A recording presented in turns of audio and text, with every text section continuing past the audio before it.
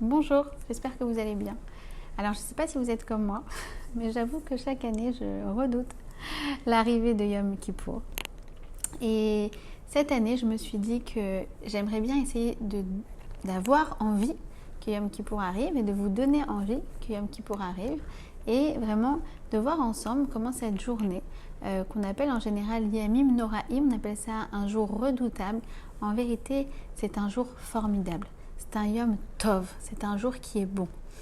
Et qu'on ait hâte que Yom Kippour arrive et qu'on tire le meilleur de cette journée, puisqu'en vérité, Yom Kippour, c'est un programme extraordinaire de 25 heures qui va nous permettre de nous purifier, de réparer le passé et d'atteindre une paix intérieure qui va nous permettre de repartir sur des bases totalement neuves et totalement saines pour l'année à venir. Alors comme je vous ai dit, en fait, on se méprend lorsqu'on parle de jour redoutable, puisque le Talmud lui-même dit que Yom Kippour, c'est un Yom Tov.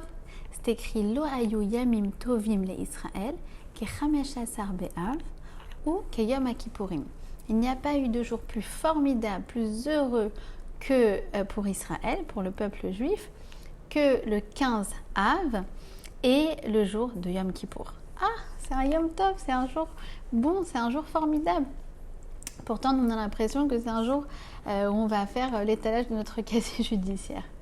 Alors en vérité, pour comprendre vraiment l'essence de Yom Kippour, eh bien, on voit justement que Yom Kippour est comparé à Tou B'Av.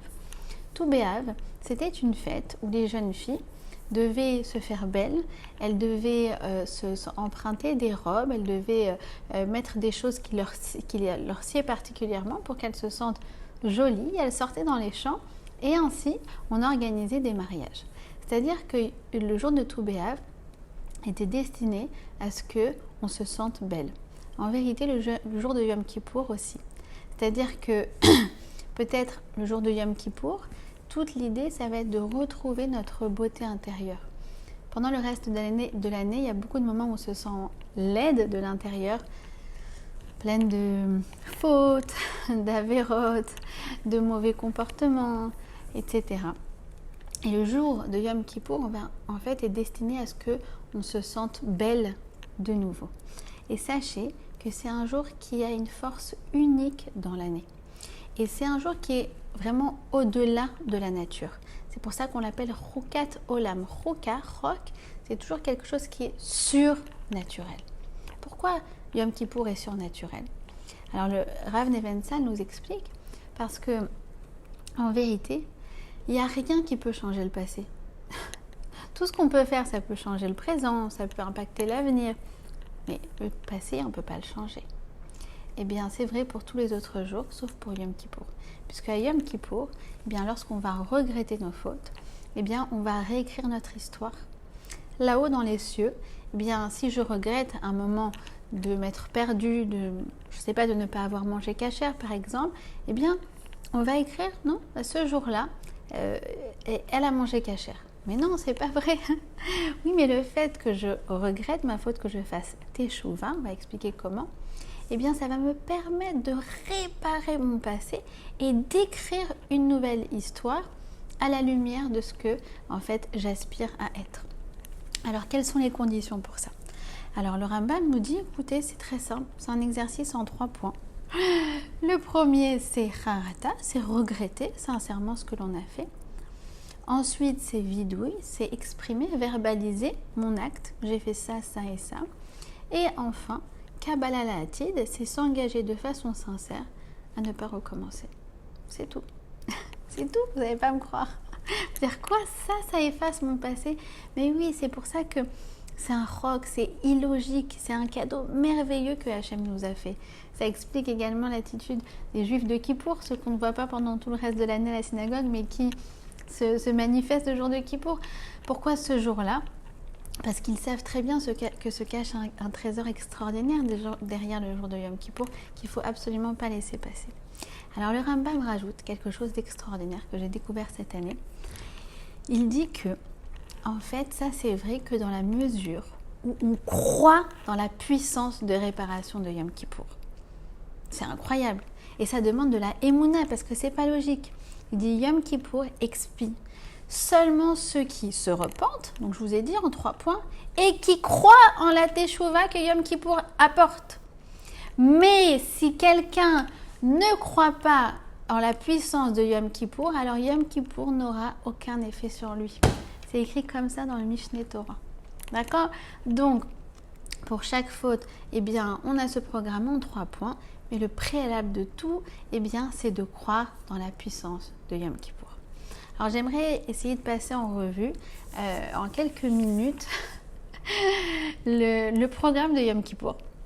Alors, déjà, ce qu'il faut savoir, c'est qu'on a Erev Yom Kippour, on a une mitzvah, la veille, de très bien manger, de manger des repas copieux et de bien boire, et surtout de très très bien s'hydrater. Et quand on mange bien et quand on boit bien, ça nous est compté comme une mitzvah. Et c'est même écrit que quelqu'un qui mange très bien le 9 Tishri et qui jeûne le 10 Tishri, le jour de Kippour, eh bien, c'est comme s'il avait jeûné 2 jours. Pourquoi ? C'est faux, j'ai pas jeûné 2 jours, j'ai mangé bien un jour en vue du jeûne le lendemain. Alors pourquoi ?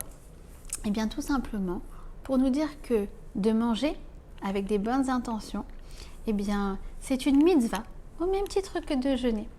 C'est-à-dire, dans le fond, on a l'impression souvent d'associer les mitzvahs à quelque chose de désagréable, à quelque chose où on se mortifie, à quelque chose où on se sacrifie, on prend sur nous. Or, il ne faut pas attendre le jour de Yom Kippour pour se sentir dans la sainteté.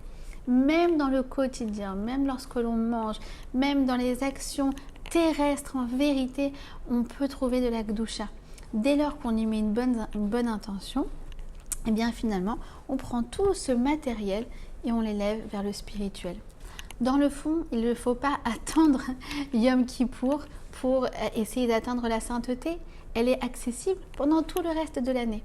C'est pour ça que Yom Kippour, en vérité, même si voilà, les Juifs de Kippour ont choisi cette fête pour se manifester, dans le fond, c'est pas on va dire la plus symbolique du judaïsme.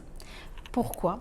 Parce que, eh bien, on dit que Yom Kippour, c'est Yom HaKippourim. C'est un jour qui s'apparente à un autre jour qui, lui, est la référence. Yom HaKippourim, vous avez bien compris, un jour qui s'apparente à Purim. Ah, si on devait trouver une référence dans le judaïsme qui va vraiment symboliser le travail d'un juif, c'est Purim. Mais Purim, c'est un jour où on fait la fête, on mange, on boit. Mais oui, parce qu'en fait, c'est tout le propre du travail du juif, c'est de prendre ses activités matérielles et de les élever vers le spirituel. D'accord ? Et ça, en vérité, c'est une mitzvah au même titre que ce que l'on va faire à Yom Kippour. D'ailleurs, c'est très intéressant de voir qu'à Yom Kippour, la Haftara que l'on va lire, eh bien, Dieu nous dit lui-même, ça ne m'est pas agréable pour moi de vous voir jeûner. Ça ne m'est pas agréable pour moi de vous voir vous mortifier. Voilà, donc c'est vraiment pour nous dire, sache que pendant tout le reste de l'année, c'est à ta portée d'avoir les mêmes sentiments d'élévation que lorsque tu te trouves à Yom Kippour. D'accord ? On peut ressembler à un ange pendant tout le reste de l'année. Ok ? Ensuite, Erev Yom Kippour, donc dans les quelques jours avant Kippour, on va essayer de demander pardon. Demander pardon aux personnes qu'on aurait offensées cette année, que ce soit de façon volontaire ou involontaire. Mais comme je dis chaque année, c'est impossible d'arriver à la veille de Yom Kippour sans avoir personne à qui demander pardon. Donc voilà, essayez de faire une liste, quelques personnes, vraiment se poser sincèrement et dire voilà, avec cette personne il y a une petite histoire, avec cette personne il y a une vexation, avec cette personne je sens qu'à ce moment-là je lui ai fait honte, etc. Et vraiment essayer d'apaiser cette personne, de lui demander pardon. Alors c'est pas évident, c'est pas facile, ça demande du courage, de mettre sa fierté de côté bien évidemment. Et parfois la personne accepte, mais on sent que c'est pas complètement pardonné. Alors la halakha est claire et elle nous dit que en fait il faut recommencer une deuxième fois, une troisième fois, sincèrement bien entendu, et puis après ça suffit. C'est-à-dire qu'il y a un moment où, eh bien, si on a demandé 3 fois sincèrement, et bien après, finalement, ce qui reste à faire, tout simplement, c'est de laisser le temps au temps pour que la personne nous pardonne réellement. Le pardon est un processus qui s'étale sur le temps. Il dit le Rabbi Lubavitch, c'est un processus en plusieurs points. Premièrement, c'est que la personne est encore blessée, mais qu'elle n'a plus de sentiment de vengeance. Première étape. La seconde étape, c'est qu'elle n'est plus blessée, mais elle ne veut pas renouer avec la personne qui lui aurait fait du mal. Et la troisième étape, alors là, c'est de renouer. D'accord? Donc vous voyez que quoi qu'il en soit, c'est un processus et que, eh bien voilà, nous on demande pardon, on le fait de façon sincère. La halakha elle-même nous dit que si on l'a fait 3 fois, eh bien après il faut laisser le temps à la personne de guérir ses blessures. D'accord? Ensuite, on va arriver dans Yom Kippour. La première prière, c'est celle de Kol Nidre. On va faire l'annulation de nos vœux. Alors, c'est quoi nos vœux? C'est toutes les phrases qu'on dit, mais qu'on ne pense pas sincèrement. Enfin, on y pense sincèrement, mais on ne leur donne pas vraiment un engagement. Ok, je vais passer te voir. Oui, on s'appelle. Oui, on va prendre un café. Voilà. Et finalement, on oublie. D'accord? Alors, on veut redonner de la fidélité à notre bouche, on veut redonner à nos paroles un poids qui engage sincèrement. Et donc ça, c'est un vrai travail à faire à l'entrée de Yom Kippour. Également, le matin de Yom Kippour, évidemment, il y a aussi la Tarat Nedarim, l'annulation des vœux qui est dans cette même mouvance. Ensuite, on va avoir donc les 5 prières qui vont, entre guillemets, compenser les 5 choses que l'on ne fait pas pour le corps. Hein. Les 5 fameux interdits de Kippour, ne pas manger, ne pas boire, ne pas se frictionner, ne pas avoir de relations intimes, ne pas mettre de chaussures en cuir, et le 5e, voilà, ne pas manger, voilà. Donc ces 5-là, on va les remplacer en fait par 5 prières. D'accord? Et à chaque prière, on va dire 2 fois le vidouille. Le vidouille, c'est en fait une liste de A à Z, de Aleph à Tav, avec voilà, tout ce qu'on aurait fait comme faute. Hachamnu, Bagadnu, Gazanu, on a volé, on a menti, on n'a pas respecté nos parents, etc. Alors, vidouille, c'est pas l'étalage de notre casier judiciaire. En vérité, vidouille, ça vient du mot leidvadot, qui est un mot réflexif, qui veut dire en fait s'avouer à soi-même. D'accord? Ça veut dire on passe aux aveux, mais avec nous-mêmes. On sort de notre déni et on reconnaît nos fautes. Et c'est très important, puisque la prise de conscience, c'est ça qui nous met dans le droit chemin. C'est-à-dire que la Torah, elle ne veut pas qu'on tombe dans une forme de déni, sinon on ne progressera jamais. Et tout le but de Yom Kippour et le but d'une vie, c'est d'aspirer à aller dans la bonne direction, d'aspirer à aller vers la grandeur. D'accord? C'est-à-dire que si on apprend et on arrive à dire je me suis trompée, tu avais raison, je te demande pardon, j'ai beaucoup à apprendre de toi, je te dois beaucoup, je te remercie.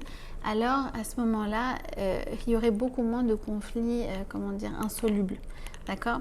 Donc, on doit être vraiment des champions, nous, les Juifs, on est des Yehudim. Yehudim vient du mot Lehodot.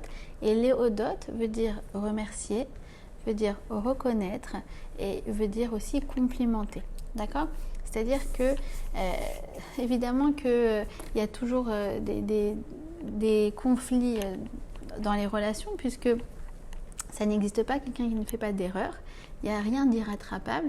Par contre, quelqu'un qui ne sait pas demander pardon, quelqu'un qui ne sait pas pardonner ou quelqu'un qui ne sait pas se pardonner, alors là, oui, ça risque d'être irrattrapable. Alors le vidouille, c'est une expérience désagréable parce qu'on est gêné, parce qu'on a honte, parce qu'on est face en fait à nos erreurs. Mais sachez que c'est un sentiment qui est totalement productif. D'accord? Le sentiment de gêne, chez nous, on appelle ça la boucha. Et boucha, vous remarquez que c'est les mêmes lettres que teshuva.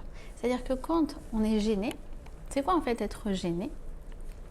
Eh bien, être gêné, c'est constater l'écart entre nos aspirations, ce qu'on aimerait être. J'aimerais être quelqu'un d'honnête. Et notre attitude, oui, mais là j'ai menti. Et donc, ça crée en fait cette gêne. cette gêne, eh bien, elle est parfaitement productive. Pourquoi? Parce qu'en fait, elle va nous amener vers quelque chose de merveilleux qui s'appelle le changement. Comment je vais faire pour cette fois-ci ne pas retomber dans le mensonge? Comment je vais faire cette fois-ci pour ne pas retomber dans tel et tel travers? D'accord? Et ce qui est important, d'ailleurs vous remarquerez qu'en hébreu, le mot conscience se dit matzpoun. Matzpoun, c'est les mêmes lettres que matzpen, c'est une boussole. En fait, quelqu'un qui va aller dans la bonne direction, il va forcément de temps en temps devoir consulter sa boussole. Et parfois c'est désagréable parce qu'il se rend compte qu'il n'était pas sur le bon chemin, qu'il va devoir faire machine arrière, etc., etc. Mais au moins il sait qu'il avance au final vers la bonne direction. Quelqu'un qui est dans le déni, c'est quelqu'un qui laisse sa boussole dans sa poche, qui avance, certes, mais qui avance sûrement pas vers le chemin où il est censé aller. D'accord? Et ça, c'est vraiment, si vous voulez, le principe de la conscience. Ça veut dire qu'il faut la consulter de temps en temps.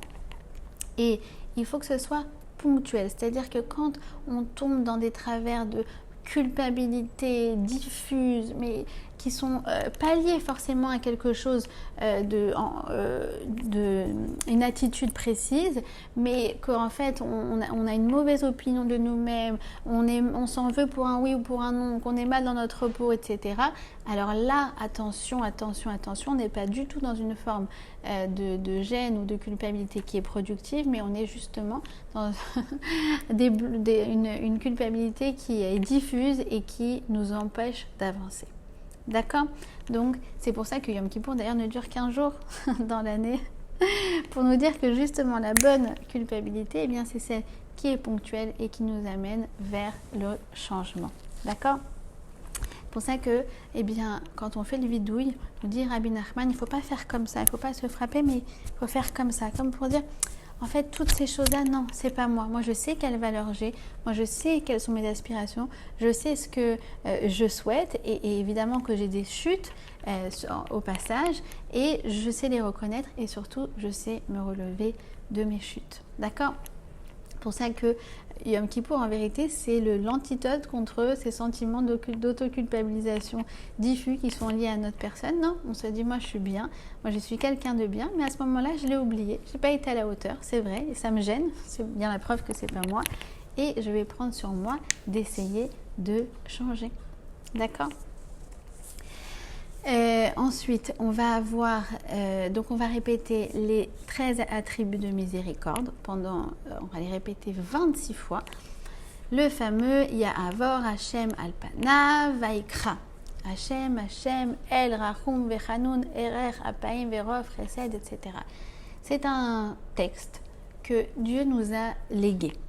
Et il nous a dit à chaque fois que vous allez prononcer ces mots-là, ces 13 attributs de miséricorde, eh bien, je vais vous accorder le pardon. Alors, ce que j'aimerais voir avec vous, c'est que ce ne soit pas juste un truc automatique. Ah, c'est bon, j'ai lu le texte et donc Hachem me pardonne. Mais vraiment comprendre ce qu'il y a fondamentalement écrit dedans. Alors, en fait, on voit que ça commence par Hachem, Hachem. Pourquoi il y a écrit 2 fois Hachem ? Alors, le Rav Moshe Shapira explique qu'en fait, Hachem, c'est son attribut de stricte justice qui appelle l'attribut de miséricorde d'Hachem. C'est-à-dire qu'il s'appelle lui-même. Et il nous dit quoi ? Il nous dit qu'en fait, pour pouvoir faire en sorte que Hachem nous accorde le pardon, qu'il nous juge avec miséricorde, eh bien, il faut faire comme lui. C'est-à-dire qu'en fait, nous aussi, on a à l'intérieur de nous un côté digne, un côté « non, c'est pas comme ça devrait être comme ça, elle aurait dû m'inviter, elle aurait dû faire comme ceci, ça se fait pas, etc. » Et on a un côté miséricorde, ça arrive à tout le monde de faire des erreurs. Et c'est pas grave. Et le plus important, c'est qu'elle aille bien, etc., etc.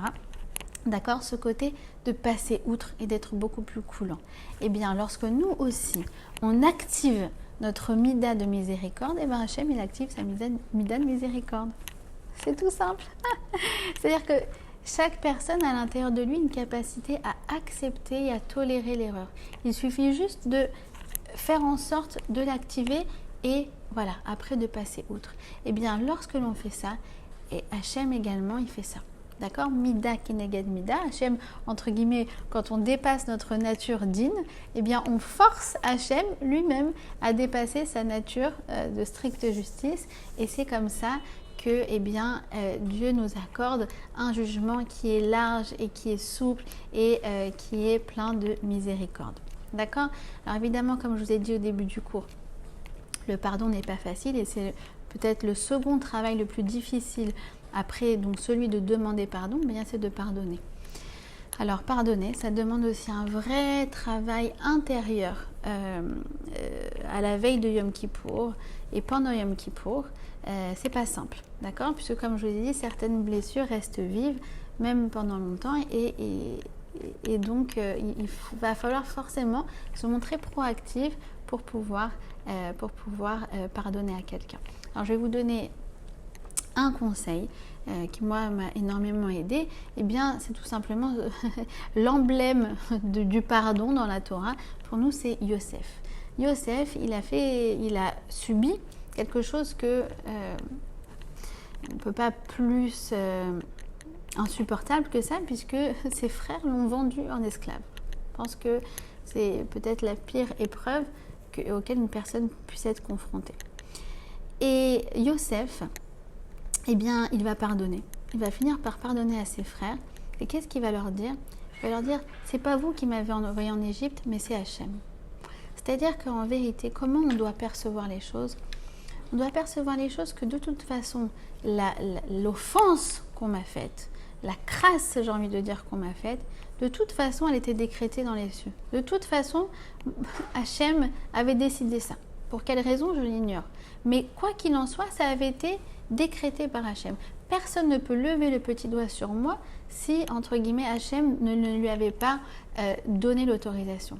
Et cette personne a été l'émissaire pour en fait l'envoi de cette épreuve.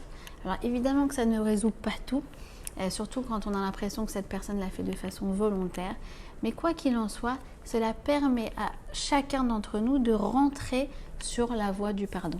Et comme je vous ai dit, après, c'est un mouvement intérieur que nous on initie, et après il faut laisser il faut faire confiance au temps pour réparer ces blessures. D'accord ? Voilà.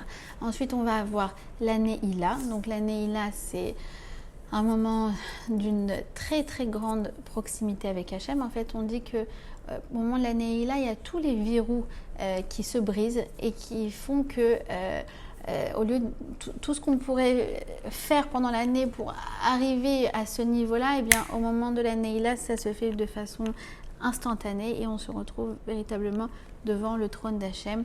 On a vraiment quelques minutes et là, il faut lui demander, que ce Yom Kippour, eh bien, ce soit le tremplin pour encore une meilleure année. On essaye d'être encore une meilleure personne. Surtout, nous dit le Rav Moutsafi, on a à ce moment-là un grand pouvoir de bénédiction. On est toutes des babas salées à ce moment-là. Et donc, il faut bénir les autres. Celles qui n'arrivent pas à tomber enceinte, celles qui n'arrivent pas à se marier, les personnes qui ont besoin d'une refoua chez les personnes qui ont besoin d'une bonne parnassa, etc. C'est le moment au maximum de prier. Voilà. Je terminerai sur une dernière chose, parce qu'on m'a posé la question hier soir et je pense que c'est vraiment fondamental. C'est le lendemain de Yom Kippour et une personne me dit bon bah voilà, après Yom Kippour on mange le boulou, le biscoutou et puis finalement on retombe dans nos travers. Alors finalement est-ce que cette journée de Yom Kippour a été utile? Et alors le Bnei Issachar nous explique que quoi qu'il en soit, c'est vrai qu'au moment de Yom Kippour, on avait des grandes aspirations. Et puis après, on retombe toujours évidemment dans les filets de notre mauvais penchant.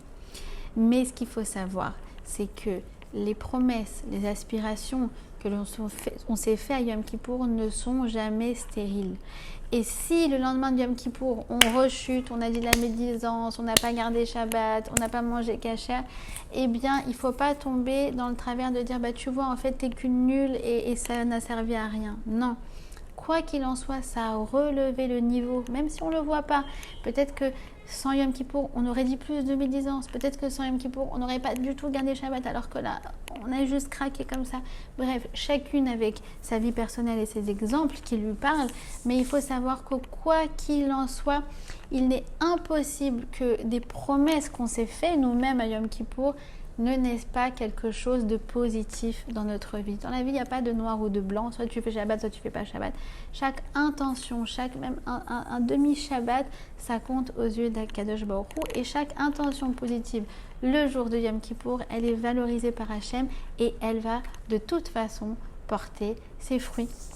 Voilà, donc je vous souhaite Bezrat Hachem un Yom Kippour productif et agréable et formidable et Bezrat Hachem Gmar Chatima Tova et que tout le monde nous annonce Bezrat Hachem des bonnes nouvelles pour l'année à venir. Gmar Chatima Tova.